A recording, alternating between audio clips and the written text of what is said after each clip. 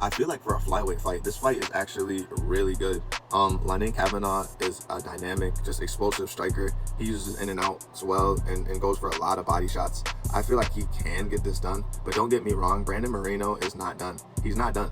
I just think he needs to tighten up his ground game a little bit. You saw in that Tatsuro Taira fight, he just was getting overwhelmed with the striking and the clinch, and then with him mixing in the grappling and the trips, it was easy to overwhelm Brandon Moreno.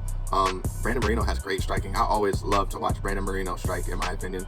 Some people don't like his style, but I feel like he is really fast, and he just doesn't know it sometimes, I swear. Like, he could probably get in and out on so many strikers, but I feel like he always stops short with his punches when he does start to throw combos. Lone'erKavanagh, I always fuck up his name. Lone'erKavanagh is really just, he's a sniper, man. He goes for the body.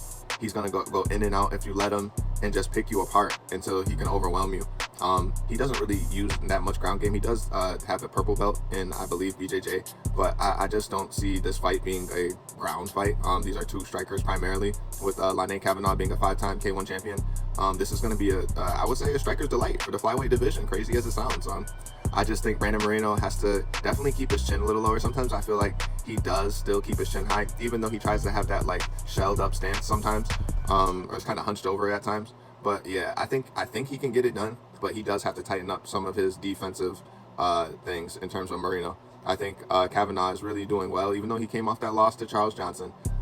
If Charles Johnson could get it done, I feel like Brandon Moreno can, but I'm not gonna look away at Kavanagh, because somebody coming off a loss is very hungry, and I don't know, he's looked good against lower tier opponents, and this is a big step up. So I just can't really call it, but I do think Brandon Moreno could get this done.